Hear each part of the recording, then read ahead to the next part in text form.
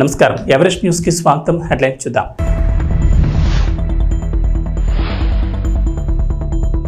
అభివృద్ధికే మద్దతు, బొగ్గనదే గెలుపు. వైఎస్ఆర్ కాంగ్రెస్ పార్టీలకు మొదలైన చేరికలు.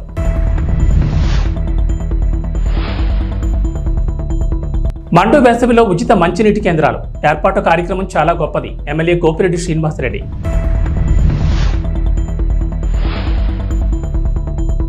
ప్రైవేట్ విద్యా సంస్థల అభ్యున్నతికి తోడ్పడతాం. ఎమ్మెల్యే అభ్యర్థి రాచమల్లు శివప్రసాద్ రెడ్డి. గుంటూరు జిల్లా సత్తెనపల్లిలో మాజీ సీఎం నారా చంద్రబాబు నాయుడిని వికలాంగుల పోరాట సమితి రాష్ట్ర నాయకులు మరియు వ్యవస్థాపక అధ్యక్షులు మందకృష్ణ మాది కలిశారు. ఈ సందర్భంగా వికలాంగుల హక్కుల పోరాట సమితి ఆధ్వర్యంలో నారా చంద్రబాబు నాయుడు వికలాంగులకు హామీలను నెరవేరుస్తామని హామీ ఇచ్చారు. ఈ కార్యక్రమంలో నాయకులు పాల్గొన్నారు.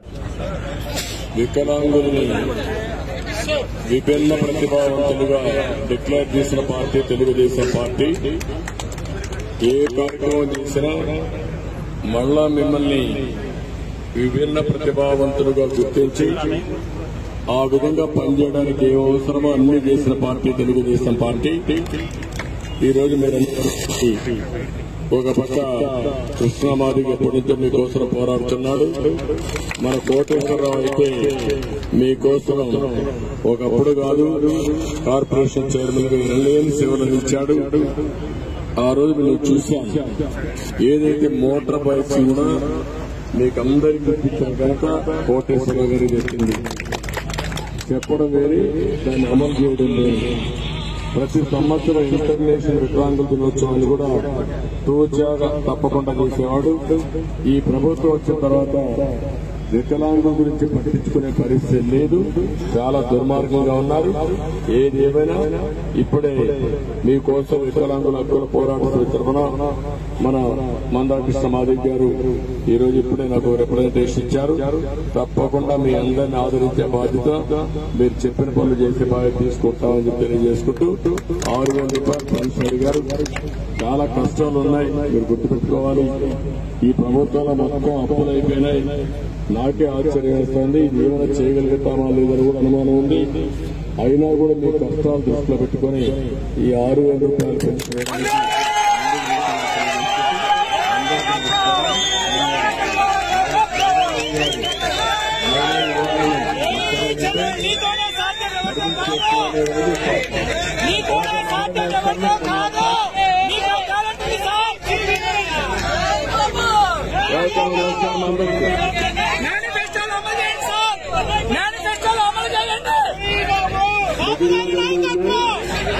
మిగిలినవన్నీ ఉన్నాయి. అవన్నీ కూడా పరిశీలించి ఎంతవరకు అమలు చేస్తాం అన్ని అమలు చేస్తాం.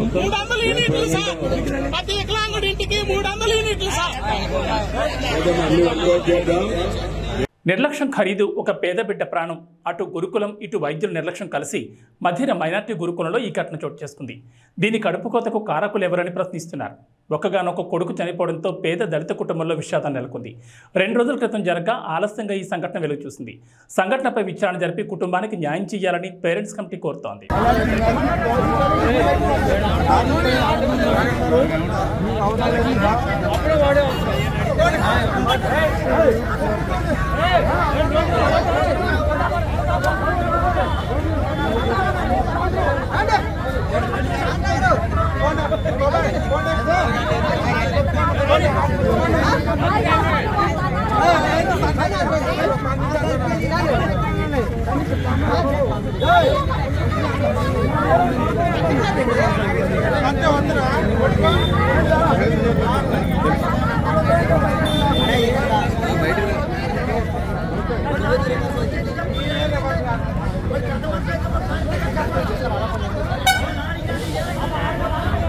పట్టణ పరిధిలోని క్రిస్టియన్ పాలెం కాలనీలో 30 కుటుంబాలు నేడు టీడీపీని వీడి గోపిరెడ్డి సారథ్యంలో వైసీపీ పార్టీలో చేరారు.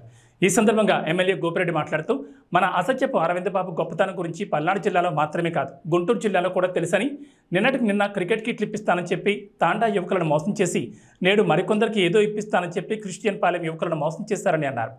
అవినీతి ప్లస్ అబద్ధం అరవింద్ బాబు అని అన్నారు. నిజమైన రాజకీయాలు చేయడంలో అరవింద్ బాబు దిట్టాని నరసరావుపేట శాసనసభ్యులు గోపిరెడ్డి అన్నారు. శ్రీనివాసరెడ్డి గారు అంటే నాకు ఎంతో అభిమానం, ఎంతో ప్రాణమైన చేస్తారు ఆయన. ఒకటి నేను మామూలుగా ఛాన్స్ లో వచ్చేసరికి ప్రతి దానికి వైఎస్ఆర్ పార్టీ ఆడదరిగినా కానీ నేను వస్తున్నాను. ఈ తప్ప ఏరా వాళ్ళు నన్ను టీడీపీలో ఎక్కించి అట్లా చేశారు.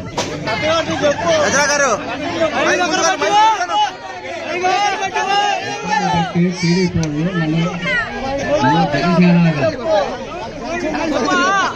లోన్లు ఇప్పిస్తారా అది అని మాట్లాడారు. నేనైనా కానీ ప్రాణం ఉన్నా ఏది ఉన్నా కానీ వచ్చిన దాకా వైసీపీలోనే నేను ఉంటానని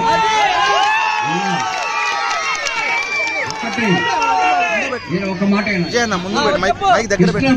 పార్టీలోకి ఆయన మళ్ళీ ఇప్పుడు మన పార్టీలోకి వస్తూ ఉన్నాడు. ఏం చెప్పారు తెలుసా ఆయనకి? లోన్లు ఇచ్చాము, లోన్లు ఇప్పిస్తామని చెప్పి అబద్ధాలు చెప్పి పార్టీలో చేర్చుకున్నారు. నిన్న చాకలగుంట తండాలో కొంతమంది వచ్చారు, ఒక 15 కుటుంబాలు. వాళ్ళు కూడా చెప్పారు. వాళ్ళు ఏం చెప్పారు? క్రికెట్ కిట్ ఇస్తామన్నారు సార్, ఆడుకోవడానికి గ్రౌండ్ ఇస్తామన్నారు, 2 ఎకరాలు కొనిస్తామన్నారు. 2 ఎకరాలు కొనియటం కాదు, కిట్టే ఇవ్వలేదు ఇంతవరకు మాకు అని చెప్పి మళ్ళీ నిన్న జాయిన్ అయ్యారు మన పార్టీలో. ఇది ఎట్లా ఉంటుంది అనమాట. రోజుకొక కథ, రోజుకొక అబద్ధం.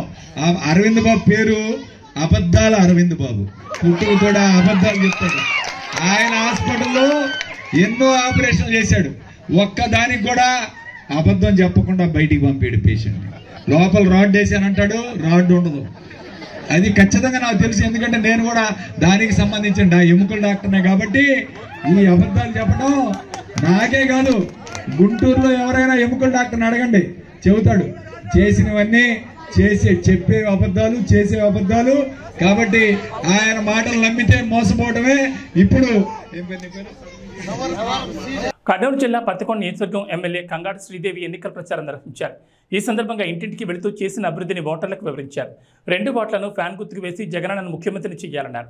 జగనన్న ముఖ్యమంత్రి అయితేనే సంక్షేమ పథకాలు అందరికీ అందుతాయని ఈ సందర్భంగా ఓటర్లకు తెలిపారు. తనతో పాటు ఎంపీ అభ్యర్థిని కూడా గెలిపించాలని ఈ సందర్భంగా కోరారు. ఈ కార్యక్రమంలో వైసీపీ నాయకులు, కార్యకర్తలు, అభిమానులు పాల్గొన్నారు.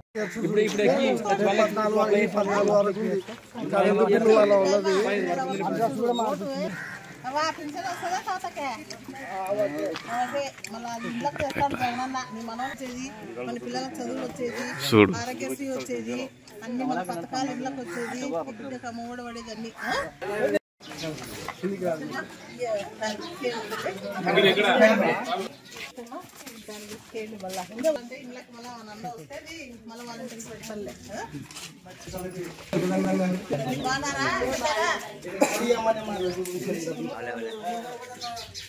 ఎంపీటీసీ చూడేమ్మా.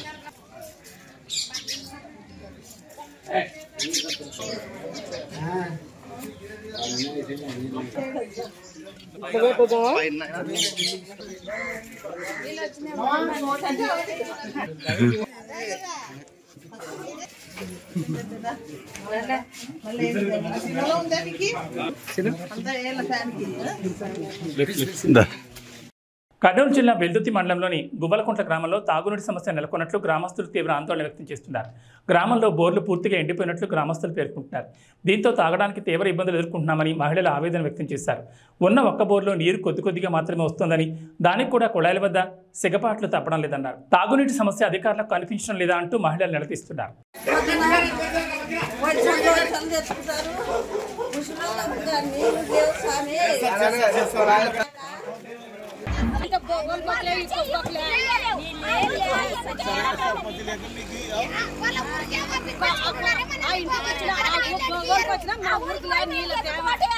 ఆ ఊర్లో వారితో మన 2 ఒకటే ఊరే కదా, 2 ఊర్లో ఒకటే ఓటేసేది.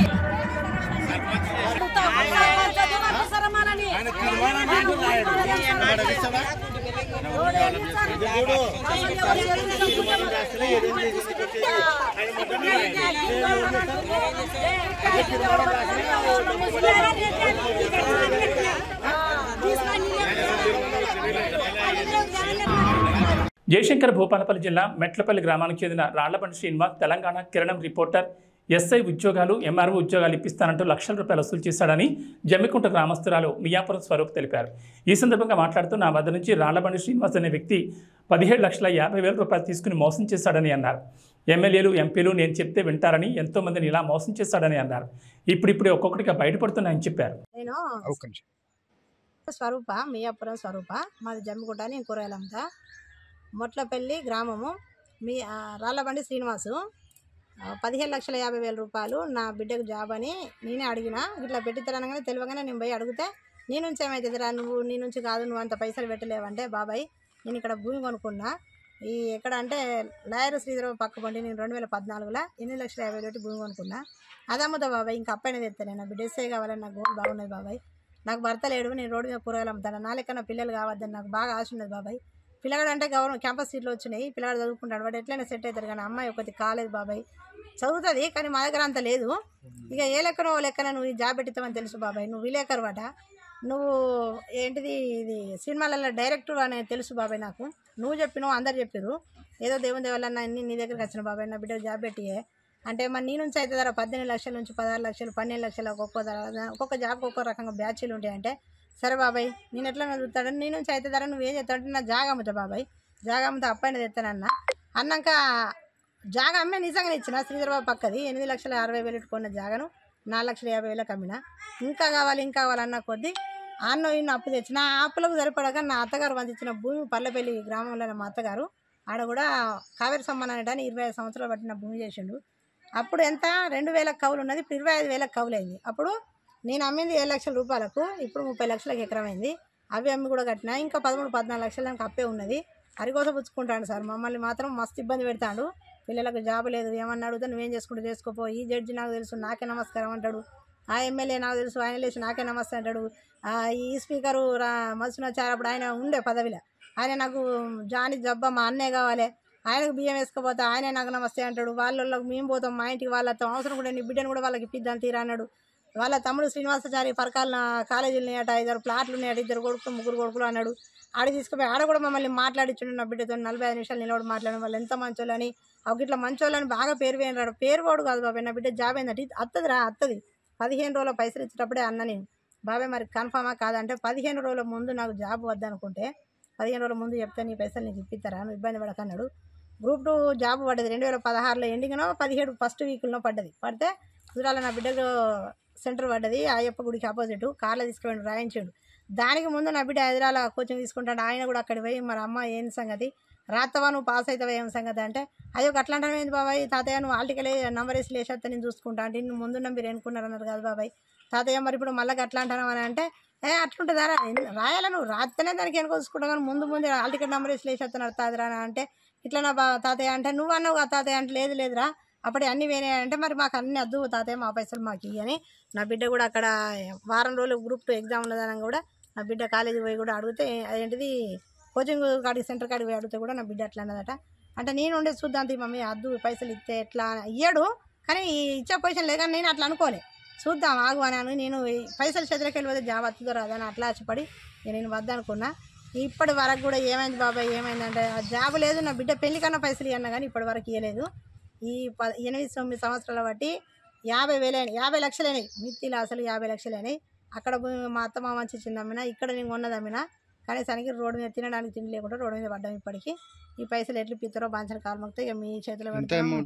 17,50,000 అంటే 11,50,000 రికార్డు ఉన్నాయి అవి జాబ్ కానీ, 3 లక్షలేమో చిన్న పరిశ్రమల లోన్ అని 30 లక్షలు తేడా 3 లక్షలు కడితే 2,50,000 కారుకి ఇచ్చాం. ఆ కారు కూడా మా పన్ను చేయించలే, ఎందుకంటే మీకు ఇల్లు లేదు కరెంటు బిల్లు లేదంటే నేను ఇంతమందిలో వెళ్తాను కానీ ఎవరిని అడిగింది అనగాలి. అప్పుడు అన్ని మాటలు నమ్మినాం. 2,50,000 అట్లా ఇచ్చినాం. ఓలాలో పెడతా ఊబర్లో పెడతా అని మా కొడుకు పంపించేసరికి ఒకసారి పెట్టిండు చూసినాం కానీ ఒకటేసారి మేము వేరక్కడ ఉన్నది మళ్ళీ కదంతా నాకు అర్థం తీసుకొచ్చుకుండు. ఏ జాబ్ ఇప్పిస్తానన్నా ఆడి పోవాలి మరి 10,000 ఏరా ఈడి పోవాలి 10,000 ఏరా అంటే ఈడాడ కాలు మొక్కి నా కొడుకుని కొడుచు లేకపోతే నేను పోయి మొట్ల పెళ్ళి పోయి ఇచ్చాడు బ్యాగులలో కొంట ఇచ్చేచ్చినాం పైసలు. అవి ఇచ్చేది కాక ఇంకా కార్కి ఇస్తే 17,500 అని 10,000 అని 17,500కి ఇస్తే లేవురా బిడ్డ బండి తీసుకుపోతారేమో అంటే ఈడెతికి ఆడెతికి 5,000 10,000 నుంచి పైకి ఏనాడు 5,000 కూడా నేను ఇవ్వలేదు. మ్యాక్సిమం 17,50,000 కాదు 20 లక్షలు దాటినాయి. 11,50,000 రికార్డు ఉన్నాయి. నా సెల్లు చిన్న సెల్లు నాకు రికార్డు చేయరాదు ఏమో అనుకున్నాడు కానీ నా బిడ్డ సెల్లు ఆన్ చేయమని నేను మాట్లాడంగా ఆ సెల్లు దగ్గర పెట్టుకుంటే నా బిడ్డ మాటల సెల్లులో రికార్డు అయిన మాటలన్నీ 11,50,000 రికార్డు ఉన్నాయి. ఈ 5,50,000 రికార్డు లేవు. అవి కూడా ఆయన ఎక్కడికి ఆయన గుండె మీద చేసుకొని చెప్పుకోను, లేకపోతే ఆయన ఏం చేస్తున్నా సిద్ధమే. ఇక నేను ఇతన ఇయని లేకపోతే ఏం చేస్తావు చూద్దాం. ఇక బాంచన కాలు మొక్తా ఇంత కోసం పుచ్చుకున్నాడు. ఇప్పుడు 9 సంవత్సరాల బట్టి 50 లక్షలు దాటినాయి. అసలు మిత్తి ఎక్కువ నమస్తే మా అసలు మాకు పీరు బాంచన దండం మీద కాలు మొక్కితే నేనేం చేయాలి. ఏలూరు జిల్లా జంగారెడ్డిగూడెం చింతలపూడి ఎమ్మెల్యే క్యాంపు కార్యాలయంలో కాంగ్రెస్ పార్టీ ఎమ్మెల్యే అభ్యర్థి ఉన్నిమట్ల ఎలిజా మీడియా సమావేశం ఏర్పాటు చేశారు. ఈ సందర్భంగా మాట్లాడుతూ ఆంధ్రాకి ప్రత్యేక హోదా తీసుకురావడంలో వైసీపీ ప్రభుత్వం విఫలమైందని అన్నారు. కాంగ్రెస్ అధికారంలోకి వస్తే మా ప్రభుత్వం తొలి సంతకం ప్రత్యేక హోదాపై చేస్తామని, రాష్ట్రంలో నిరుద్యోగ సమస్యలను తొలగించి అందరికీ ఉద్యోగాలు కల్పిస్తామన్నారు. నా హృదయపూర్వకమైన నమస్కారాలు తెలియజేస్తా ఉన్నాను. అలాగే మీ ద్వారా చింతలపూడి నియోజకవర్గ ప్రజలందరికీ కూడా నా హృదయపూర్వక నమస్కారాలు తెలియజేస్తున్నాను. ఈ సందర్భంగా నేను మీడియా సమావేశాన్ని ఏర్పాటు చేసింది దేనికంటే, ఈరోజు నుంచి మరి కాంగ్రెస్ పార్టీ ప్రచారం కార్యక్రమాన్ని మొదలు పెడతా ఉన్నాము. ప్రచారంలో భాగంగా ప్రతి గ్రామం తిరుగుతాము, ప్రతి ఓటర్ని కలుస్తాము. కాంగ్రెస్ పార్టీ ఇచ్చినటువంటి గ్యారంటీలు ఏవైతే ఉన్నాయో 9 గ్యారంటీలు, ఆ 9 గ్యారంటీలు మరి ప్రజలందరికీ కూడా తెలియజేస్తాము. గత ప్రభుత్వానికి లేదా ఇప్పుడున్న ప్రభుత్వానికి వారు ఏం చేయగలిగారు, ఏం చేయలేకపోయారు అనేది మేము కంపేర్ చేసి ప్రజలకు వివరిస్తాము. అలాగే కాంగ్రెస్ ప్రభుత్వం అధికారంలోకి వస్తే ఏం చేస్తాము అనేది కూడా మేము ప్రజలకు వివరిస్తాము. మరి గతంలో ఇచ్చినటువంటి పథకాలన్నింటికంటే మెరుగైనటువంటి పథకాలు మేము కాంగ్రెస్ పార్టీ ప్రకటించడం జరిగింది. అది మీ అందరికి కూడా తెలుసు. 9 గ్యారంటీలు కాంగ్రెస్ ప్రభుత్వం ఇస్తున్నటువంటి 9 గ్యారంటీలు మరి మా గౌరవ అధ్యక్షురాలు పిసిసి అధ్యక్షురాలు గౌరవనీయులు శ్రీమతి షర్మిల గారు విడుదల చేయడం జరిగింది ప్రెస్కి. అవన్నీ కూడా మీరు చూశారు. అలాగే మొన్ననే మరి గౌరవనీయులు మన రాహుల్ గాంధీ గారు నేషనల్ వైడ్ ఏదైతే మేనిఫెస్టో ఉందో ఆ మేనిఫెస్టోను కూడా విడుదల చేయడం జరిగింది. సో ఇవన్నీ కూడా మేనిఫెస్టోలో ఉన్నటువంటి అంశాలని, అలాగే ఆంధ్రప్రదేశ్కు ప్రత్యేకంగా ఇస్తున్నటువంటి 9 గ్యారంటీలని ఇవన్నీ కూడా ప్రజలకి తెలియజేస్తాము, ప్రజలను మెప్పిస్తాము. ప్రజల్ని ఓట్లు మాకు కావాలని చెప్పేసి మేము అడుగుతాము, హక్కుగా అడుగుతాము. మరి ఖచ్చితంగా మరి ఈ నియోజకవర్గంలో కాంగ్రెస్ పార్టీ గెలుపు ఖాయమని చెప్పి ఈరోజు మేము తెలియజేస్తా ఉన్నాము. అలాగే కేంద్రంలో ఖచ్చితంగా కాంగ్రెస్ ప్రభుత్వం మరి రాబోతుందని మీ అందరికీ కూడా తెలియజేస్తా ఉన్నాను.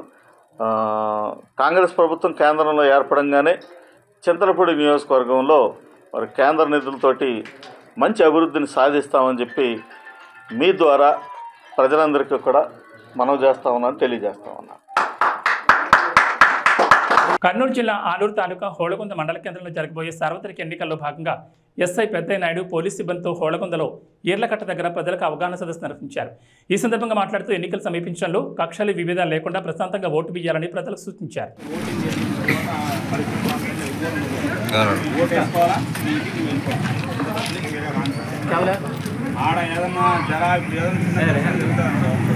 సంబంధం ఉండదు, బట్ ఎవరు నువ్వు చేసినట్ట చేయలేదు సార్. నాకు ప్యాకెట్ అంటే 5 సార్ నేను ముందే చూసేకి వచ్చినాను సార్. అది నమ్మసక్కేవా? అవకాశం ఉంటే నువ్వు కూడా ఆడతావు ప్యాకెట్, అవకాశం లేదు కాబట్టి చూసుకుంటున్నావు. అంటే ఒక తప్పు జరిగేటప్పుడు చూసుకున్నామంటే తప్పును సమర్థించినట్ట కాదా? तप्पु जरूरता अगर एक गलती चल रहा है तो आप देख के बैठ रहे हैं तो वो गलती आप ही कबूल कर रहे हैं ना। तो गलती है, आपको मालूम है वो गलती है, फिर भी आप कुछ नहीं कर रहे हैं। ये नहीं उनको नहीं बोल रहे कि ये गलती है, काम नहीं कर रहे हैं, फिर भी आप बोल रहे हैं, ऐसे ही बोल रहे हैं, मतलब खाली बैठा हुआ देख रहे हैं। इसका मतलब क्या है, आप वो उसको वो गलती को आप सपोर्ट कर रहे हैं। समझे मेरे बात? ये ऐसा समझे मतलब वो जो सपोर्ट करता है वो भी गलत काम है। అంటే ఒక తప్పు జరిగేటప్పుడు తప్పును తప్పని చెప్పాలా, లేదంటే అక్కడ నుంచి సైలెంట్గా వెళ్ళిపోవాలి. తప్పు జరిగేటప్పుడు మీరు ఆడే ఉన్నారంటే ఆ తప్పులో మిమ్మల్ని కూడా కవర్ చేసేస్తారు. ఆ పాయింట్ అర్థమైంది అనుకుంటున్నాను. సో దీని అంతా సారాంశం ఏంటంటే ఓటు వేసుకుని మట్టకి ఇంటికి రావడం బెస్ట్ అనిపిస్తుంది. ఒకవేళ ఇంటికి వచ్చినావు కొత్త నుంచి సాయంత్రం వరకు నీకు పౌనికి లేదు కట్టేసినట్టుంది, నీకు సేనికి పొలానికి వెళ్ళిన పోవట్ల బయటికి, అర్థమవుతుందా? మళ్ళీ వేరే ఊరికి పోవద్దు. వేరే ఊరికి పోతే వీడు దొంగ వచ్చినాడు మా ఊర్లే కట్టారు, అర్థమవుతుందా? సేమ్ లేకపోతే ఎండింగ్ వస్తుంది చెట్టు కింద ప్రశాంతంగా అడవి క్యారీ కట్టుకుంటే లేదంటే ఒక్క రోజు కోసము ఒక్క పూట కోసము మీరు ఎటువంటి పరిస్థితుల్లో మీ మధ్య తగాదాలు రాలేదు, మీ మధ్య విభేదాలు రాలేదు. ఫస్ట్ పుట్టిండేది గ్రామం పుట్టింది, గొలగొండ గ్రామం పుట్టింది, తర్వాత పార్టీలు పుట్టినాయి. మీరంతా ఫస్ట్ గ్రామం, అవునా కదా? సో మీరు కాబట్టి పొద్దున్న లేచిన బావాని నువ్వంట, మామాని ఇద్దరు అంటాడు, చిన్న అంటాడు, ఇద్దరు పరస్పరం ఇచ్చుకోవడం పుచ్చుకోవడం ఉంటుంది. ఒక రోజు కోసం మీరు ఎడమకం కొడమంటారు కానక్కర్లా, ఒకరోజు సంబరమే అది. ఆ ఒకరోజు సంబరం కోసం మీరు వాని ముఖం చూస్తే వీడి ముఖం చూస్తే లేదు. పొద్దున్న లేస్తేనే ఈ అవసరం అతనికి ఉంటుంది, అతని అవసరం ఇతను ఉంటుంది. ఏబీ బులెటిన్ విశేషాలు. నమస్కారం.